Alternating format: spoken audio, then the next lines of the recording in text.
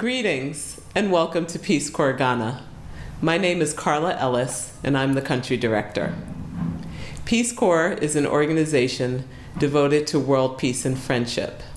And in order for us to meet this mission, we must value and embrace diversity. It is a pleasure for me to be here today to introduce to you Black in Ghana, or BIG. So Peace Corps volunteers around the world and throughout their service experience many challenges as well as many successes. This video, Black in Ghana, captures some of those experiences and some of those challenges, particularly for volunteers of color. Many African American volunteers who serve in Ghana are very excited about the opportunity to connect with their history. They've been inspired by historians like Alex Haley and W.E.B. Du Bois. Despite this excitement and curiosity, like other volunteers, African American volunteers encounter many challenges when it comes to adjusting to a new culture.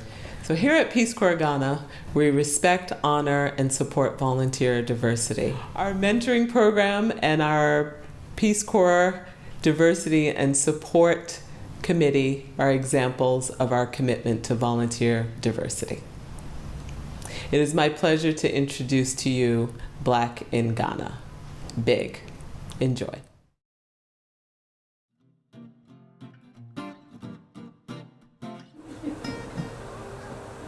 You want to answer that one? It's a little hard to kind of answer that question.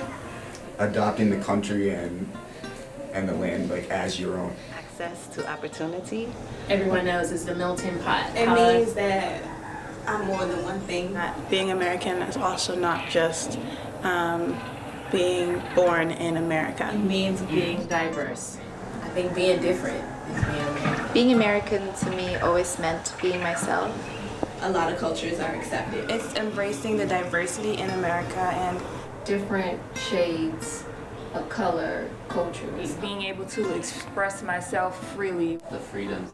Freedom. A lot of freedom. And many other countries have, similar freedoms, but some of them don't. And I think there isn't really a straightforward answer as to this is what Americans are.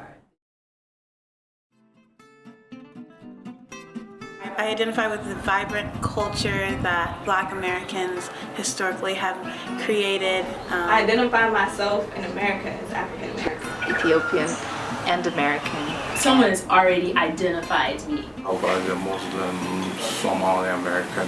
Yeah, I would say that Black American, and I'm proud to be. Person of color.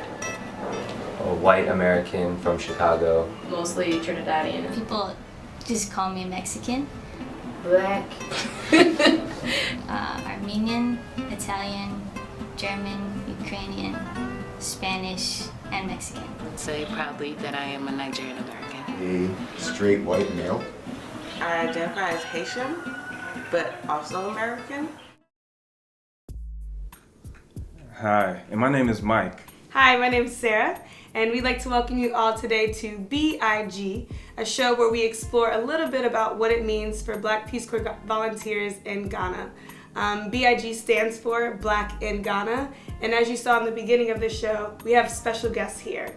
They'll be talking about their identity as Americans living in Ghana, and also how they've made their way through their service with their peers. So, Mike, can you tell us a little bit more about what we're going to talk about today? Sure. Today we're going to showcase some perspectives from different volunteers of different backgrounds, specifically African Americans.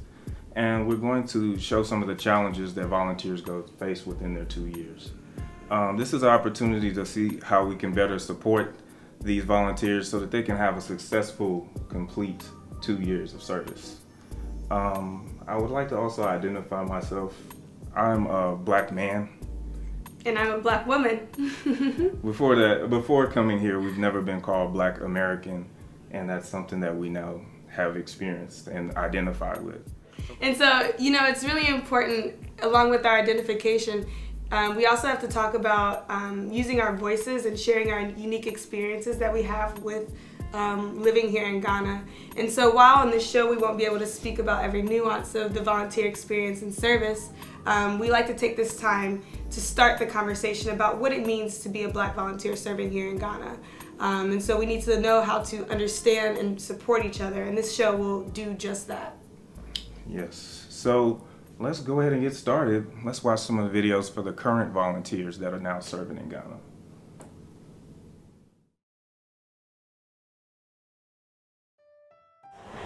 Well, it's like crazy because race is beautiful. I feel like by saying that you don't see race or you don't recognize race is devaluing me and my ethnic background and my racial background. Yeah, I think it's very interesting because it's something that's trying to be politically correct, but then it also serves a negative purpose of trivializing Black people's struggles. I think it's a nice phrase, but I don't agree. I think that no matter what, I think it's seen. When people focus on race as a different thing and not race as a unified thing, then that's where the problem becomes big. If you don't see race, then you're not seeing your own privilege and the way that race, lifts up some people and puts down others. I love not being noticed. Like, I feel bad for my my light-skinned family, Peace Corps family. I feel bad for them. Like, they gotta go out and they can't hide. I can hide unless, when I start to speak, I'm outed or whatever. But people aren't staring at me. They aren't always asking me for money. I can hide, but they can't hide. It's become now where I can't escape the acknowledgement of my race. And it's definitely opened up my eyes towards the way that my race has impacted my privilege back in America. Coming here, you're in the minority, heavy minority. And you just, in order to understand race relations, I think you need to experience both sides of those. And it makes me think of my Black friends who would go to colleges and they would be one of 5 Black people among 4,000. And it's just, I don't want to say it changes your behavior, but it's something that you have to be conscious of constantly. Because I think here, it can be like a downer almost for some volunteers. So me, I was excited because in college, like my last class in college was on Ghana. My teacher was from Ghana. We learned a lot of the dances, we learned a lot about the people in the area, so I was excited. I was afraid that I would get to my community and they would be like, oh, so where's my real volunteer? I actually asked my counterpart, I was like, so they know I'm Black, right? Like, it's because of that anxiety. And he's like, oh no, yes, I told them. and I was like, they're very excited. And I was just like, and then it dissipated with that. But I think the expectation affects service. The people in my community, even though I'm not from here, they just feel like you could figure it out though. For me, it was a little different because I am of West African background, and so I just thought that there would be so many similarities in coming here that I never really took time to focus on just how different I could be, just off the fact that I live and I was born in America. What I envisioned was that I would not have an anxiety of being in a place where people have my skin tone and darker and see me as not good enough. Even having my counterpart leaving me in the middle of the night to travel back to my site, and I told my other counterpart, is this okay? And he told me, Missy, to be honest, if you were a white volunteer, he would have took you home. But it's just something you're gonna have to deal with for the next 2 years. I often make the joke that I feel like they think my inner Black powers are gonna enable me to be able to speak the local language overnight. Just certain tasks that I realize or hear other volunteers talk about, no one ever let me do that stuff. And I'm like, nobody has ever offered to do that stuff for me. So I think the expectations are set higher because of my color, from my community. I I have, for the first time in my life, been called white on a regular basis here. So coming to Ghana, and everyone just says, you're white. So, really? Okay, that's new. When I moved to my village, and of course we're all separated and in villages alone, my first experience with being called a white woman, I was really, really surprised, actually. I was extremely surprised because clearly, you know, I'm not white, and I've never been called white in my life. So to be called white by an adult, it was very surprising.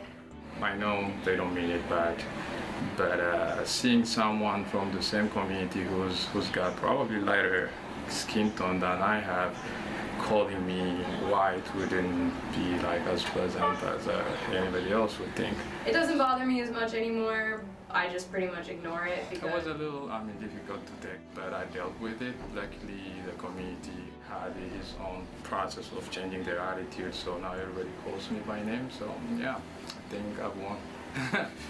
But I think with the Black volunteer, it's even harder than if you're a lighter skin, because they automatically see you and say like, oh, you're not as American, whatever that means. My cultural and ethnic background is a really big part of me, and when I'm not recognized for that, it's like, it's really strange.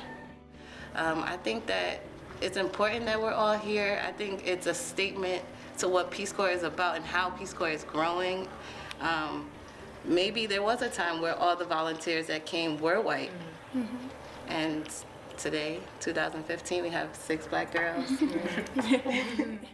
Being called white so much is just very different for me because my whole life I've been called brown. All right, well, welcome back. As you saw in that last segment, life in Ghana varies greatly for a lot of volunteers. That section brought up some really good points, you know, talking about some of the different expectations that Black volunteers have when they come into their communities, how it feels to be hidden or to be seen all the time. But I think we can take it one step further. We've got a common issue or something that comes up a lot in the Black female volunteer experience. And one of our own, Ebony Hooper, she, I think, has something really great to say about this, so let's go ahead and go to her, and then we'll come back and discuss what she says. Everyone always seems to agree, like, yes, in Ghana, the way women, their opportunities aren't the same. And it seems like a unanimous agreement about Ghanaian women and their place in society here. But it seems like also no one ever thinks about, or it seems that way, that an African-American woman living in Ghana takes on that same plight because in her community she's perceived to be a part of the culture or a Ghanaian woman. Yeah, you know, I think Ebony brought up a really great point about what it's like for the Black female volunteer here in country. But Mike, can you tell us a little bit about maybe your experiences as a Black male here living in Ghana? Oh, sure. As a man, I come across different Ghanaian men, and they will identify me as being in a tribe difference from them. Automatically, I can't be American. I must be from another tribe. So if they don't get along with other tribes, then that can be an issue to getting to know people. But like I said, we've been talking to a lot of volunteers during their service early on, and they're in the middle of their service. So we get a chance to show them some little keys that they can gain respect and that they don't have to struggle with their confidence and working with these people in these communities. Yeah, I think that's a great point, Mike. It's really important to consider the part of the Peace Corps volunteer in their community. We have to educate our communities about Americans, and we need to advocate for ourselves, even when we feel like our advocacy may get in the way of our service. It's important for us to exchange between cultures and use those times as teaching moments. So we can go ahead and go to the next section. We'll be talking about the N-word. Let's go and take a look at what happens in this video. One teacher at my school loves the N-word. He will call everyone, he calls the little kids the N-word, he calls me the N-word, and I mean, like the first time it happened, I just assumed I misheard. But then he kept using it, and each time I'm just, are you sure you're gonna use that? Like that's really the word you're gonna use? I know they learn this kind of word through like whatever they see on TV or music video. Ghanaians don't really use the word nigger as much, but from time I now stop them. Please don't use that word, because my grandmother being a sharecropper and picking cotton for decades would turn in her grave. Please don't use it. It's a very negative word toward us. I think more than anything else, that really helps hammer down just like the crazy cultural differences, because I mean slavery is such a big part of our nation's history, and it's developed our culture to such an extent that even if like you just compare the African American culture to the African culture and you really see how big that American component is, even through just my teacher tossing around the N-word like it's a definite article. They don't mean it bad, but I've been called like the N-word because of a certain way, the way I was dressing up. Oh, you were dressed like this, you know, like, no, I mean, it was shocking to hear that.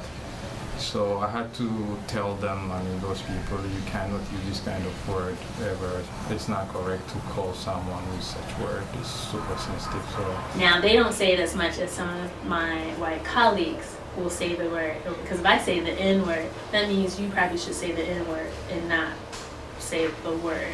But they'll just blatantly say it, which I have to pause because I'm usually in a group with them and not say anything. So there's a lot of attention to just well-tailored like beauty, like Brittany here. Like I noticed that like that's also a standard of beauty, that like looking really nice, well dressed, and so I've tried to embrace that sometimes. I haven't had any issues with my village, with my hair being natural, or wanting to have braids and not straight hair. The first thing when I got to my village was like, oh, we're not doing the perm anymore, and everyone's proud. I feel they think every white person is beautiful. Like, it doesn't matter how you look. With a lot of black volunteers, they're smiling on the outside in front of white volunteers, but on the inside they're crying. They're struggling, and they just want someone to reach out to. I was speaking to one of the teachers one day, and he just popped out his phone. And so then we started going through his pictures, and I was going through his pictures, white woman, just a bunch of white girls, and he had a bunch of pictures of Nicki Minaj too. I don't know why. But yeah, so it's just, they think that, you know, just light skin. White hair, blonde hair, blue eyes, and all of that, that's, you know, what is right. I have a small girls group, and they don't think they're beautiful. When they see themselves taking pictures, they say I'm too dark, I'm ugly, I'm not pretty. Even having my own counterpart tell me to my face, you're ugly. It's like they put a high value on just being lighter skinned, that you're more attractive, you're more intelligent. It doesn't really matter the color. You know, I was going, it isn't goes by the color of your skin, you know? Beauty comes from within. You can't go by what other people, what the society thinks that beauty is. And I said, I'm light skinned, but I don't have a big head. You know what I'm saying? I think a lot of people are more beautiful than I am, and they can be, you know, as black as all outdoors. Every young woman, I feel like, across the world, growing up feels like they're not beautiful. Like, I try and tell my students a lot too. Like, you're beautiful, like you're pretty, and they're like, no, we're not like you. Some of them lighten their skin with like pomade, and I'm like, stop doing that. Like, you're more beautiful the way you are than if you tried to change. Cross-culturally, I think that that's something that is really sad, that young girls across the world, no matter how they look, no matter their complexion, they're always trying to be something that they're not. And we're black. So the N-word, it's a part of our lives as African Americans. We hear this word at some point in our lives. And it's not like we even all use the word. It's just that some people in these countries that we're working as Peace Corps volunteers, they don't know that that's tied to slavery. So it's not acceptable for them to be using that word. We don't use it around the people that we work with, and it's just not right. So we have to tell them, okay, you're watching pop culture and some other medium that is giving you a misinformation about the African American experience. Yeah, and it's oftentimes volunteers are the only Black Americans that Ghanaians will meet during their entire lives. And so you have to really educate people without making them feel bad about using the word, because they just don't know the origin of the word, especially in context of American history. And so you have to try to use these incidences as teaching opportunities and not personal attacks on who you are as a volunteer or as a person. And then I'd also like to note too, during that last segment, talking about the perception of beauty. In Ghana, for the first time in my life, I was surrounded by people who weren't taught about modern day Black love and how beautiful Blackness is. And so Ghana being a post-colonial culture, there are a lot of corrupted ideals and beliefs about self-image and beauty. And so it's often reflected onto the Black volunteer when they get in the country, because they say, hey, like, you're Black, so you are also ugly, and there's a volunteer here in our country that mentioned something just like that, Missy, talking about how her counterpart just insulted her because of her skin color. And it's important that you have to recognize as a volunteer, it's not directed at you. The negativity is not you. They're not talking to you, they're talking to the idea of you. And we have to make sure that Black is beautiful. That phrase resonates within our communities and our cultures. Absolutely. Black is beautiful. So, but we've explored some of the challenges, Sarah. I want to go ahead and get into some of the successes that we face during our services. So let's go ahead and roll those videos. All right, yeah, let's take a look. I like our colors and our diversity. We're all different shapes and colors. I like the things that we come up with, the ways of changing how we've gone through life, the ways that we always trying to better ourselves. So it is very difficult and to keep strong. And I look at the children's faces who I work with many times, in which that gives me joy. I'm a mom, and so I understand how important it is to build those children, build those foundations, to make them stronger, to be productive people. So that's how I continue, so I don't ET, because there's been a couple times I wanted to say, you know what, screw this, I'm going home. But seeing them, Auntie Barbara, I felt like I had to go through this experience to show other women, to be that leader, to make that path for them. I am healing through encouraging them, like the way I see myself before and now has changed. And so that support system, even just looking at each other, and then when we speak up, we know we're not alone. And so just from past experiences, when you're like the only Black person in the class, or you always look at, oh, you're playing the race card, but with us, we have that bond. It's like, no, you felt that way, you felt that way. Yes, let's speak up. And we're supporting each other in speaking up. I had this epiphany with Black History Month.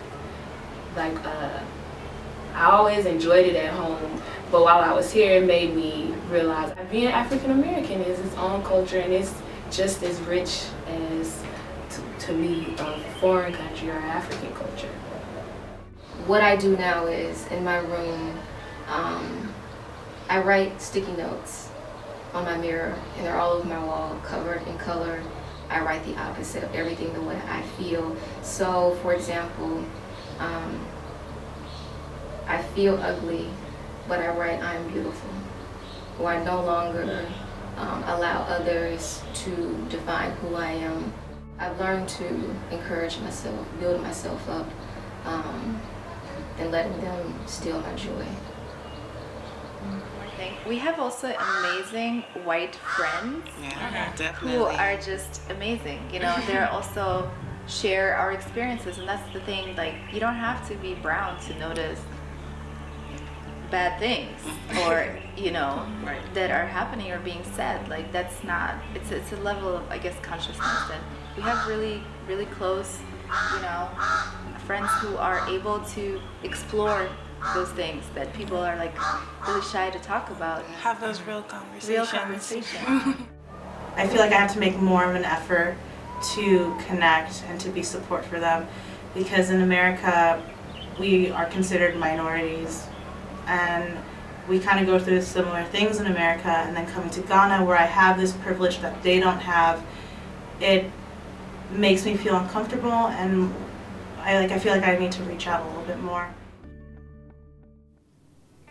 All right, well, as you all saw in that last segment, it really is up to other volunteers to reach out and be a support. You know, I can speak specifically about Mike and myself's relationship.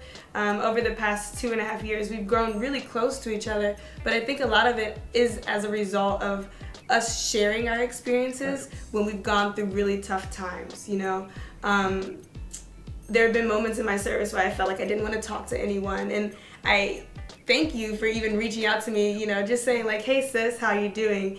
And it was a reminder for me to not isolate myself when I'm struggling with my service, because I think it's important for us to remember, like, always be an ally, and be an ally in the active sense of the word. It's not a noun, it's a verb to be an ally. You're right. And through social media, like I said earlier, people are reaching out before they reach the country. So if you're a volunteer coming into Ghana, you have an ally. And actually after people get here, somehow they mysteriously find us and we become allies too. So I mean, we love talking to trainees. We love helping them. Talking them through their frustrations, it helps us.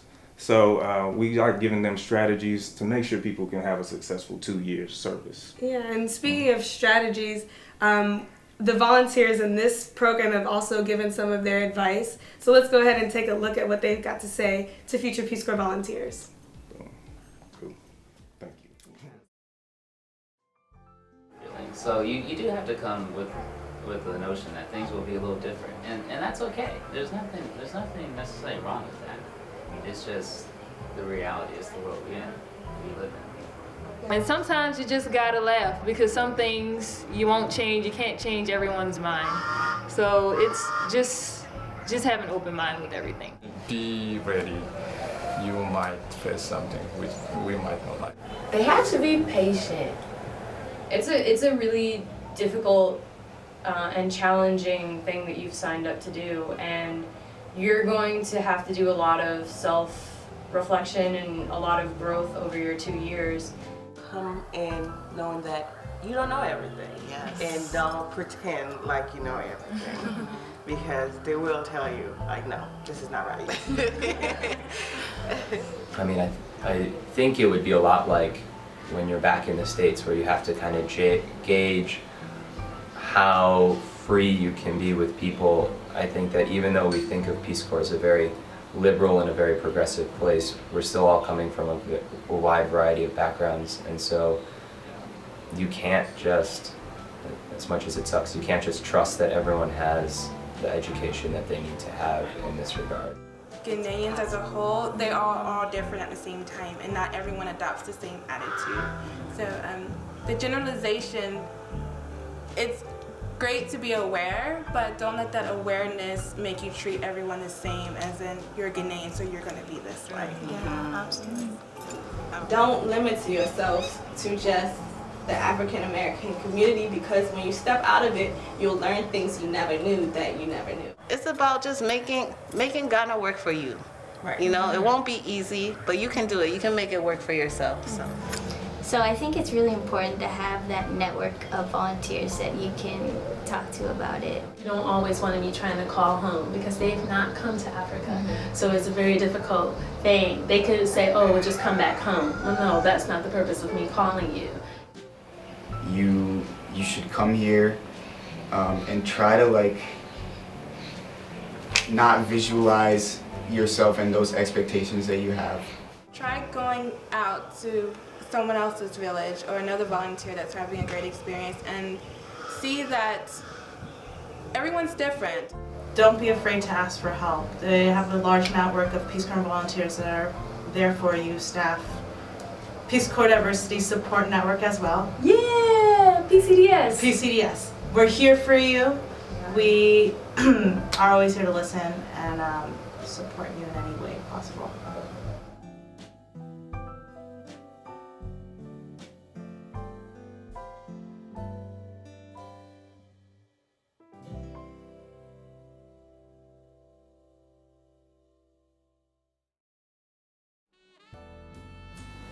All right, well, it looks like we've reached the end of our program today. We hope that you all have gained something from the stories and insights of volunteers' experiences. Yeah, Peace Corps is a great opportunity, and Ghana is a beautiful country. So as you go forth, always remember, Think B-I-G.